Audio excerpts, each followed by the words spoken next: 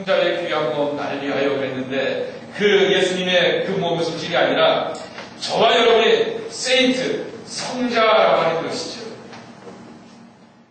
그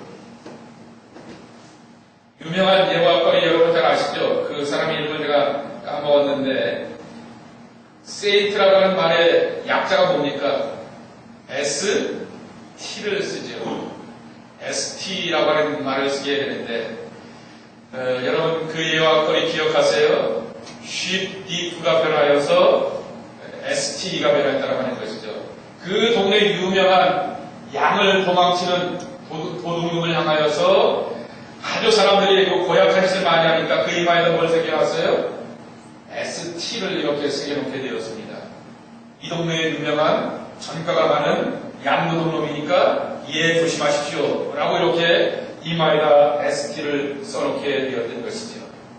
그런데 이 사람이 은혜를 받고 변화되어서 헌신하고 섬기며 사랑으로 충성으로 살아가게 되니까 이 동네의 새로운 사람들은 이마에 써있는 ST를 양도둑놈이라고 보지 않았다라고 하는 것이죠. 뭘로 봤어요? 성자의 약자로 보았다라고 하는 것이죠. 바로 저와 여러분이 다 성자로서 서로 교통한다, 교제한다라고 하는 것이죠. 더 긴 설명이 있는데 좀 줄이도록 하겠고요. 그 다음에 신앙 고백이 뭡니까?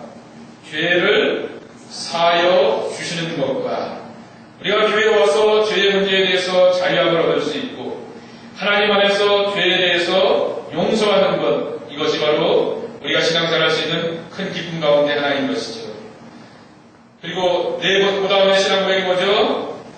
몸이 다시 사는 것과 여러분 분명히 기억하십시오.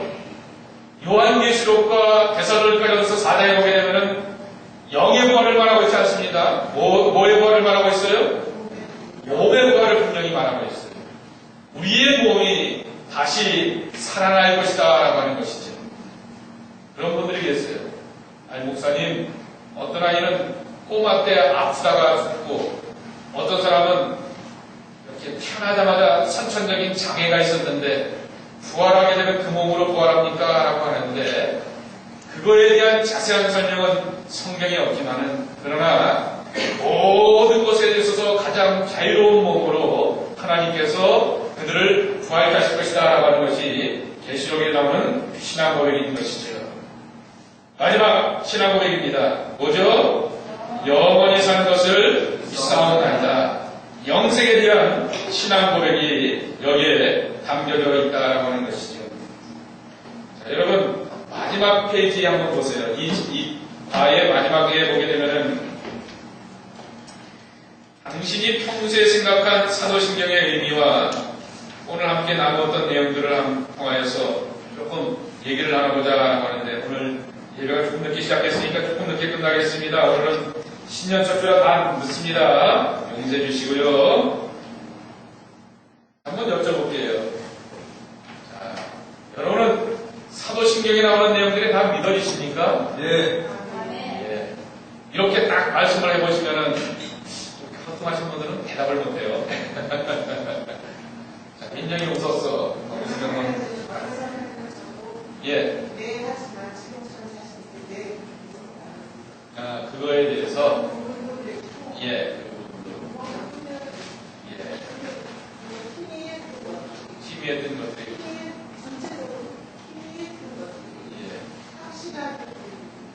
확실하게 믿어지신 게 누군가가 잘 설명을 해주셔서 논리적으로 설명을 해주셔서가 아니라 그게 아니고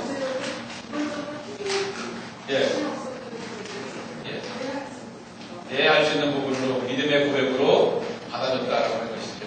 아주 좋은 대답을 해주셨습니다. 논리로서 이것을 이렇게 믿으려고 하게 되었을 땐 참 힘듭니다. 그는 마치 부부끼리 당신 그 여자하고 당신 그 남자하고 왜 그렇게 이혼도 하라고 지금까지 사십니까? 라고 설명을 잘 해보십시오 라고 하는 내용하고도 이렇게 일리가 이렇게 함께 되어질 수도 있는 내용들이 있죠. 우리가 이 여자 안 만나고 누구 만났으면 뭐가 낫기도 하고 뭐가 했을 수도 있고 그런 거 우리가 따지지 않지 않습니까? 함께 살아가면서 살아왔던 그러한 내용들, 그 모든 것들이 관계 속에서 모든 것이 다 받아들이고 수용되고 용납되는 것처럼 바로 하나님을 믿고 하나님의 사랑하심과 이끌어주심을 우리가 만나고 경험하게 되었을 때 우리가 고백하는 신앙의 내용들이 하나씩 하나씩 받아들이고 용납되는 그러한 것들이 있는 것이죠. 혹시 이거는 좀 아직도 의문이 됩니다 라고 하는 것들, 고민이 되는 것들이 있으신 분 계세요?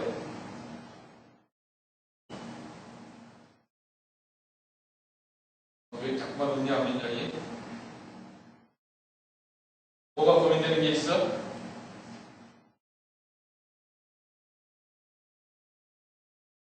혹시 있으세요?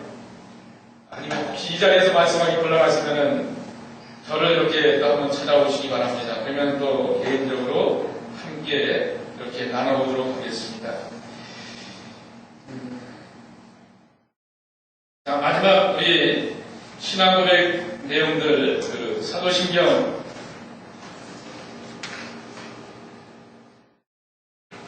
말씀 나누기 이렇게 함께 읽으시고 마치도록 하겠습니다. 사도신경은 거기 있으시죠? 시작. 사도신경은 하나님에 대한 믿음의 선서나 죽기까지 믿겠다는 맹세가 아니다. 그것은 하나님을 향한 사랑의 고백이다. 부부 사이에는 사랑한다는 말을 자주 하는 것이 좋다고 한다. 그것은 부부 사이에 서로를 믿고 사랑한다는 표현이기 때문이다. 부모와 자녀 간에도 사랑한다는 말을 자주 한다. 그렇게 함으로써 사랑은 불어가고 신뢰가 쌓이며 행복한 가정을 만들어가는 것이다. 이것이 정확한 비유는 아니지만 사도신경 마치 이와 같은 것이라고 말할 수 있다. 그것은 하나님을 향한 사랑과 믿음에 대한 고백이다. 이러한 고백을 통하여 당신은 하나님의 사랑을 더 깊이 믿고 신앙생활에 승리할 수가 있다. 네. 자, 우리 다음 주에 성경에 관해서 우리 함께 보도록 하겠습니다. 다음 주의 주제가 성경인데 주제가 뭐냐고 하면은 첫 시작이 뭐냐고 하면 성경은 수면제였는데 무슨 의미인지 여러분 잘 아시겠죠? 수면제로 성경을 보시면 안 됩니다. 요새 아이들의 말로 표현한다면 비타민으로 보셔야 됩니다. 기도하고 마치겠습니다. 하나님, 부족한 중에 사도신경의 긴 내용들을 30분이 안 되는 시간에 설명하려고 애를 씁니다. 하나님께서 한 사람 한 사람을 붙들어 주시고 깨닫게 해주시고 은혜해 주시어서 믿음의 고백으로 하나님의 사랑으로 받아들이고 새로워지는 기쁨을 누리는 귀한 신앙 고백이 되게 하여 주시옵소서. 한 주간도 저희들이 세상 가운데 살고자 하게 되었을 때 주님 동행하여 주시옵시고 주님의 사랑 가운데서 붙들림 바 되어서 또한 승리해 나가며 신앙의 희미한 것들이 분명하고 뚜렷하게 보여지고 만나는 기쁨을 가득하는 하나님의 사람들이 되게 하여 주시옵소서. 감사 올 때 예수님의 이름으로 기도 올려옵나이다. 아멘. 고마우신 하나님, 신년 첫 주일 예배를 드리고 한 주간의 새해 삶을 세상 가운데서 살고자 합니다.